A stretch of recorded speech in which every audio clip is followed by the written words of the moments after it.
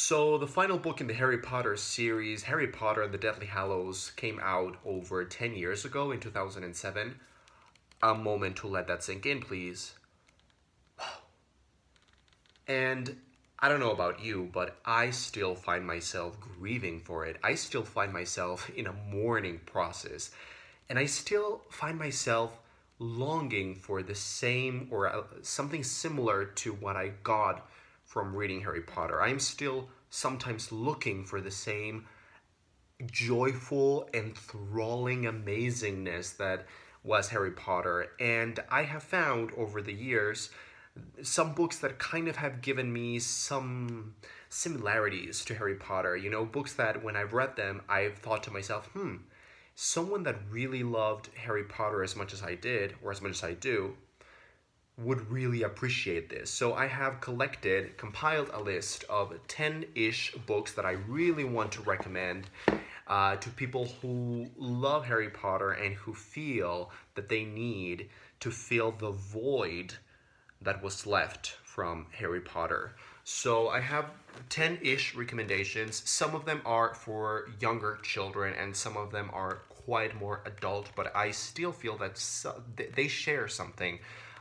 And they all gave me that kind of feeling of realization of, a Harry Potter fan would really enjoy this. So the first one is kind of the most obvious one, I think, for me, and that is the Historic Materials trilogy by Philip Pullman, which is my favorite trilogy of all time. And this is kind of obvious because a lot of people who love the Harry Potter novels also enjoy this trilogy. There's a lot of similarities, and I will not talk a lot about this trilogy in this video because I could just ramble on for ages, for eternity. So yeah, if you haven't read this and you love Harry Potter, you have been wasting your life. Then the next one is for young children, and this is Liesel and Poe by Lauren Oliver.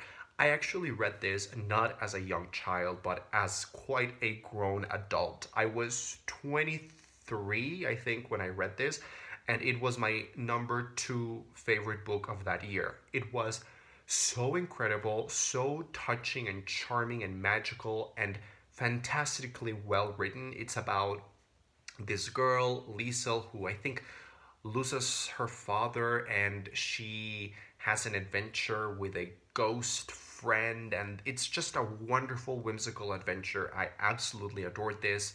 It is not very long, but it is 300 pages, more or less, and it's a wonderful adventure. I absolutely loved it.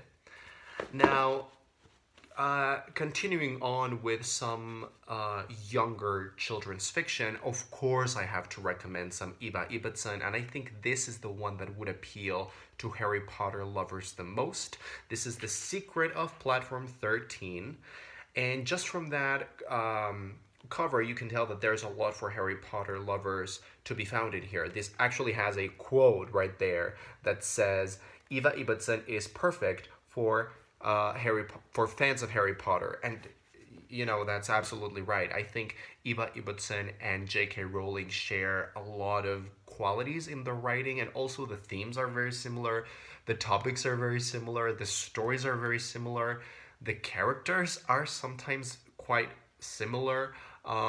This particular book, The Secret of Platform 13, is a book that I remember loving when I was young, and it's about this, listen to this, it's about this secret platform on a train station in London that is pretty much an accessway, an entryway into a magical world.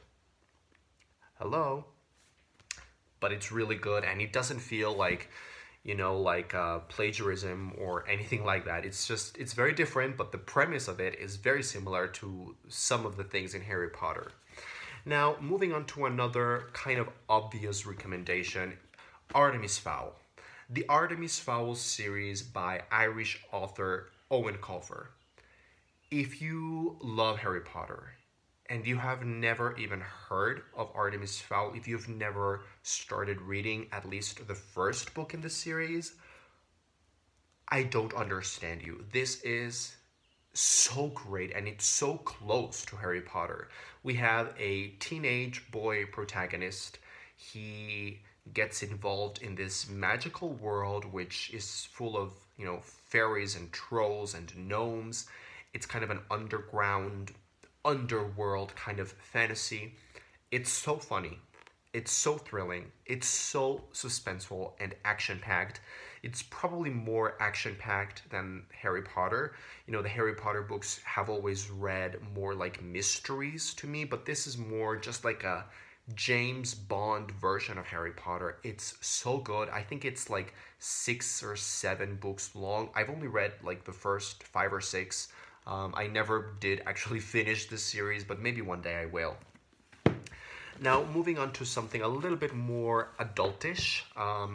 This is another one that I'm always recommending to people who like fantasy and who like young adult, but good young adult fantasy, like Harry Potter or Artemis Fowl. This is the Bartimaeus trilogy by Jonathan Stroud, and this is only the first book in the trilogy, which is titled The Amulet of Samarkand. Ooh, cover. Now, this trilogy is everything. I read the 3 books in this trilogy compulsively over like a weekend when I was younger. I was actually a young adult when I read these young adult books, and I adored them. They are hysterically funny and incredibly, like, menacingly dark at the same time. There is a type of magic that they use in here that feels sacred. It feels dark. It feels obscure. It's not whimsical and magical like Harry Potter. It is much more serious and much more just darker. This also takes place in London in the future, but it's kind of a weird, almost dystopian version of London where magicians are the rulers of the land, and they can't really perform magic by themselves on their own. They need to summon these demonic creatures to do magic for them. And it's a very dark trilogy. It's very serious, and there's a lot of political things going on, a lot of political intrigue. The second book, which is my favorite, is all about politics, but it is so intense and it's so great, and I absolutely loved it. And the character of Bartimaeus, who you can see in this weird cover, is probably one of my favorite characters of all time. He is hysterically funny, and I will not spoil anything, but the ending of this trilogy of book 3 is one of the best endings that I've ever read, or one of those endings that have really shocked me and transformed me. So moving on to something equally dark, this is Krabat, The Legend of the Satanic Mill. This is a German fantasy young adult novel written by Ottfried Preußler, and this actually has a movie adaptation, hence the horrible movie tie-in cover. This is as dark as young adult fantasy gets for me. This is pretty much about satanic magic and this teenage kid, Krabat, being tempted into this kind of magic. I remember this book was so dark and so twisted, but it was kind of it was kind of beautiful. The movie is great. I remember that I loved the movie when I saw it. It was a long time ago, but I remember that I really liked it. And the book, it's kind of a slow burn of a book. It's not very action-packed. Not a lot happens, but it's just dark and creepy and atmospheric. So if you are in for something like that, treat yourself to this. Now, I do have some Neil Gaiman, because how could you like Harry Potter and not like Neil Gaiman? That's just kind of, for me. So I have 2 recommendations. First, I really wanted to recommend The Ocean at the End of the Lane, because I feel like this is my favorite Neil Gaiman book, and I just wanted to recommend it. But really, really, really, if you are a Harry Potter lover, I think you will love Neverwhere. Something that I think the Harry Potter books do amazingly well, and that makes the reader become a part of the story immediately, is the world building and the way that J.K. Rowling doesn't create like a magical universe that feels separate from our real universe. But rather, what she does is she creates this kind of alternate magical universe which has elements of the real muggle world but tweaked and changed and altered. And if you enjoy that aspect of the Harry Potter novels, you are in the need for Neverwhere. Neverwhere should be in your life. This is about the premise of this book is that we have a London above and a London below. And the London below is this kind of weird altered reality, or this underworld version of London, and it's magical and it's very dark and creepy and eerie and sinister as hell. But it has a lot of those elements from the real London above, just changed. It's amazing.